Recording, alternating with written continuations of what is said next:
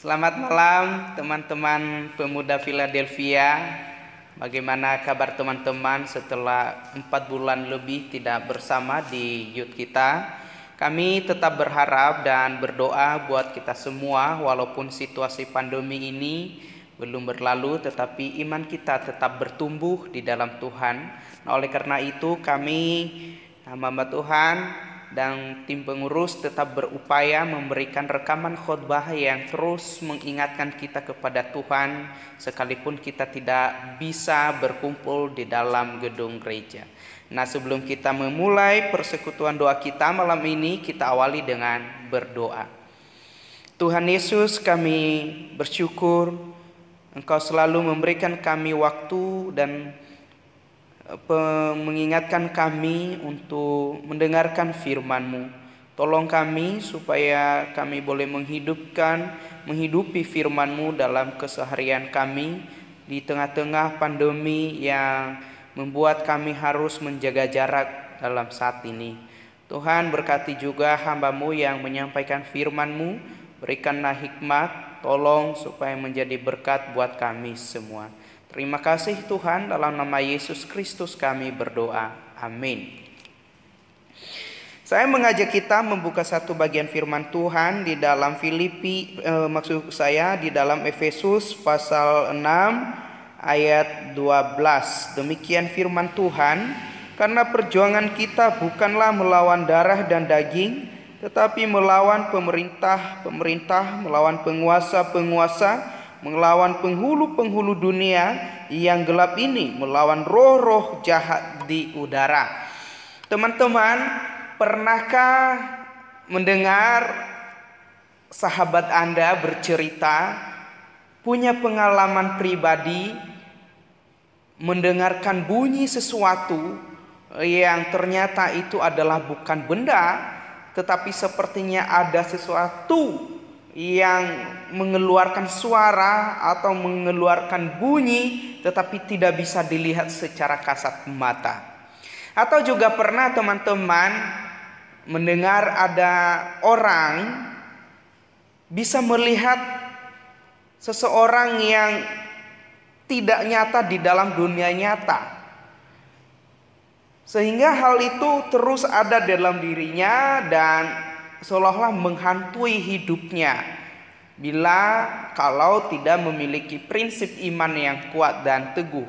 Atau juga pernah diganggu barangkali Anda sedang tidur sendirian, tiba-tiba ada bunyi yang keras atau suara anak-anak atau seperti suara orang menangis.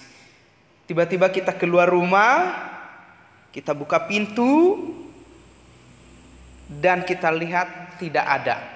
Dan itu pernah saya alami dulu waktu saya masih ngekos, karena menurut cerita bahwa kos saya itu adalah bekas kuburan orang-orang yang mati terbunuh begitu. Jadi ada, tapi saya tidak pernah melihat secara kasat mata, cuma hanya pernah mendengarkan. Nah teman-teman, ini yang sering kita dengar atau istilah disebut dengan indigo ya, atau juga bisa disebut dengan apakah orang yang bisa melihat itu setiap hari memiliki indera yang keenam. Nah malam ini kan kita dikasih tema yaitu tentang dunia roh. Jadi kalau dunia roh itu bisa melihat makhluk atau orang-orang yang pernah meninggal gitu, tapi seolah-olah ada di dalam dunia nyata. Tapi teman-teman, sebelum kita masuk ke bagian pembahasan itu, kita akan melihat bahwa Alkitab memberitahukan kepada kita roh itu ada adanya, dan roh itu yang pertama adalah Allah dalam wujud dan bentuk Roh Kudus. Roh Allah atau Roh Kudus yakni pribadi ketiga dari Allah Tritunggal. Roh Kudus yang menolong menyadarkan kita akan dosa-dosa dan menolong kita juga untuk mengambil keputusan percaya kepada Tuhan Yesus menjadi Tuhan dan Juru Selamat kita secara pribadi.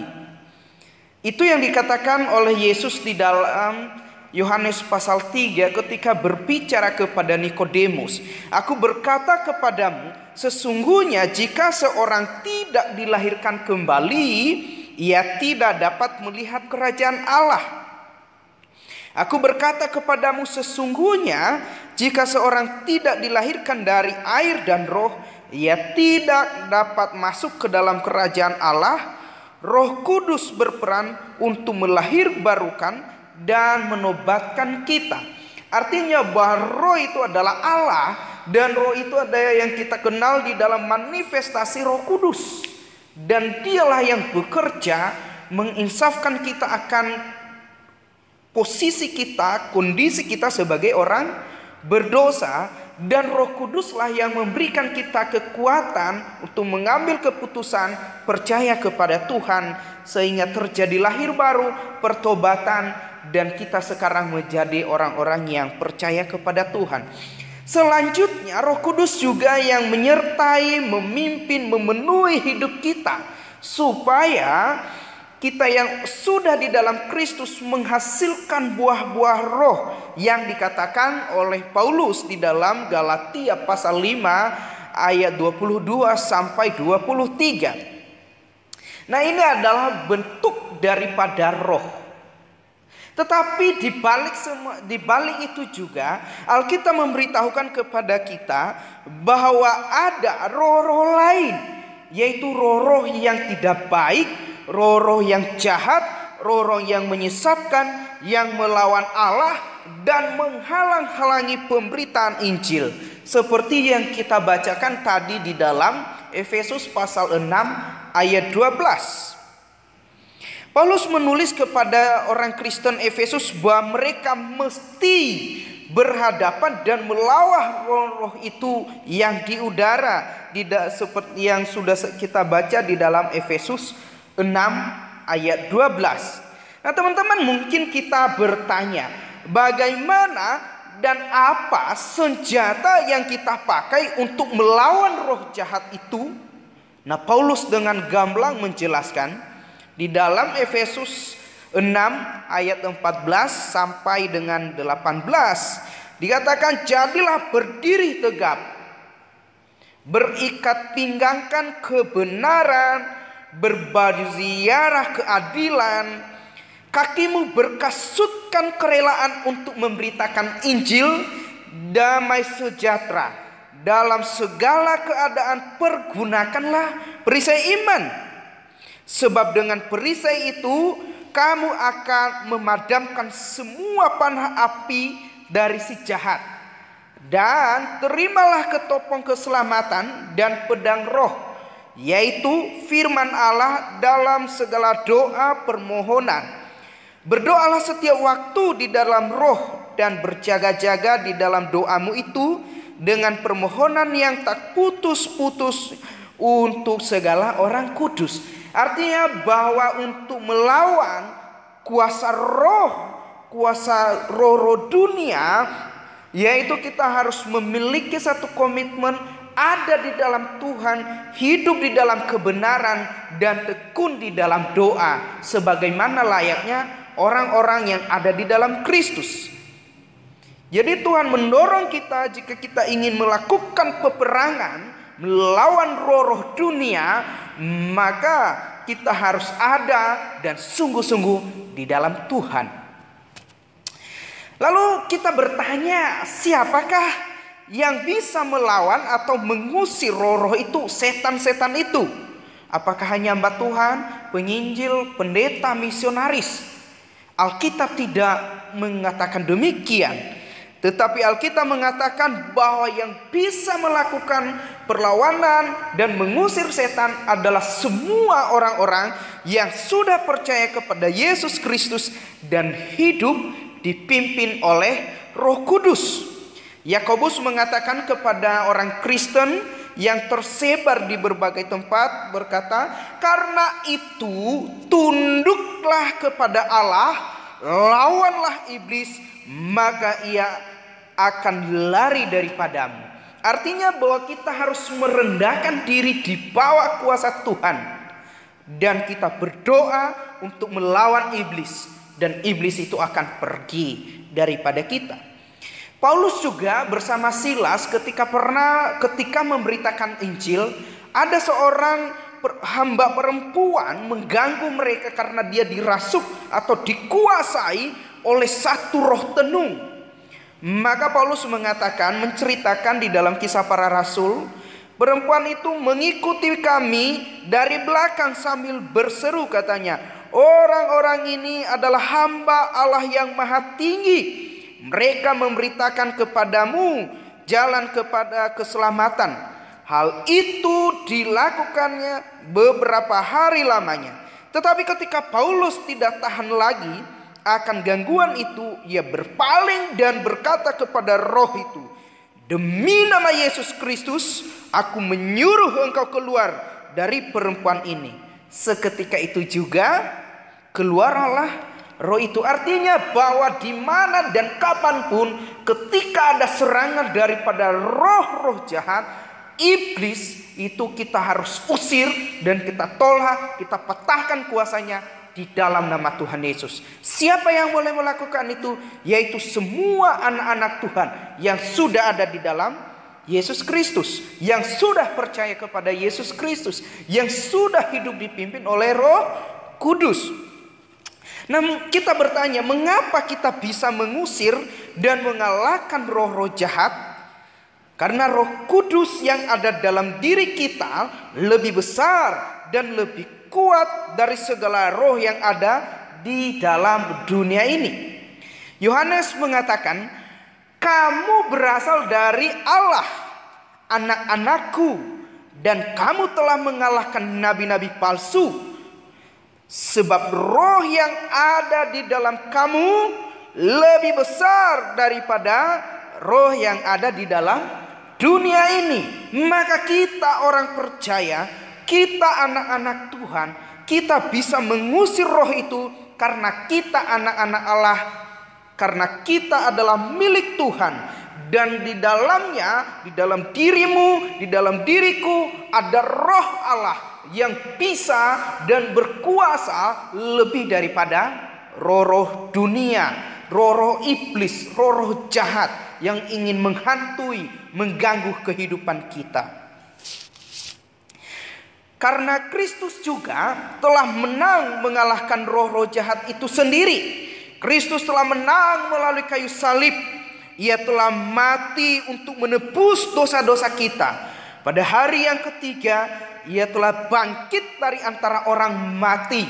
Kemenangan telah menjadi milik Kristus dan milik kita yang percaya kepadanya. Itulah sebabnya Paulus mengatakan, dan jika Kristus tidak dibangkitkan, maka sia-sialah kepercayaan kamu dan kamu masih hidup dalam dosamu. Artinya bahwa kita memiliki semua ketenangan, kekuatan, kehebatan yang luar biasa untuk mengusir setan, mengusir roh-roh jahat, melawan roh-roh iblis. Karena Kristus sendiri telah menang, mengalahkan kuasa maut itu, mengalahkan kuasa roh-roh jahat melalui kematiannya di atas kayu salib.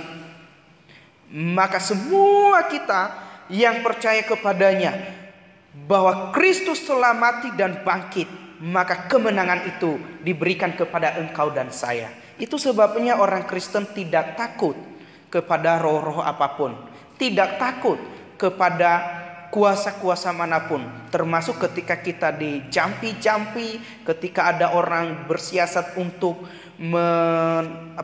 santet kita tidak perlu takut. Kenapa? Karena Tuhan ada di dalam diri kita dan roh Tuhan itu sangat luar biasa. Tetapi karena Kristus dan bangkit dan segala kuasa maut, demikianlah kata Paulus, roh jahat ditaklukkan di bawah dan tunduk di bawah kuasanya. Paulus mengatakan, hai maut, di manakah kemenanganmu? Hai maut, di manakah sengatmu? Oleh karena itu, bagaimana sikap kita terhadap kuasa maut, terhadap kuasa roh? Paulus mengatakan kepada kita, meneguhkan iman kita, tetapi bersyukur kepada Allah yang telah memberikan kepada kita kemenangan oleh Yesus Kristus Tuhan kita. Karena itu saudara-saudara yang kekasih, berdirilah teguh, jangan goyah. Giatlah selalu dalam pekerjaan Tuhan, sebab kamu tahu bahwa dalam persekutuan dengan Tuhan jerih payahmu tidak sia-sia. Jadi kita tidak perlu takut, tetapi Alkitab mendorong kita untuk berdiri teguh melawan segala kuasa-kuasa roh-roh jahat. Oleh karena itu, jika teman-teman ada yang pernah berhubungan dengan kuasa gelap, pernah punya pengalaman karena dulu mungkin kepercayaan kita kepercayaan yang lama kita belum percaya kepada Kristus, lalu kita percaya kepada sesuatu di luar Tuhan. Kini saatnya untuk kita meminta pertolongan dari Allah Roh Kudus untuk menolong saudara bertobat. Segala kuasa gelap dan pekerjaan iblis diputuskan, dipatahkan dan diusir hanya di dalam kuasa Tuhan Yesus Kristus. Kita yang sudah ada di dalam Kristus jangan bermain-main dengan kuasa roh-roh atau setan atau si jahat. Jangan memberi diri diperalat oleh kuasa iblis. Jangan memberikan kesempatan kepada iblis untuk menolong dan menguasai saudara.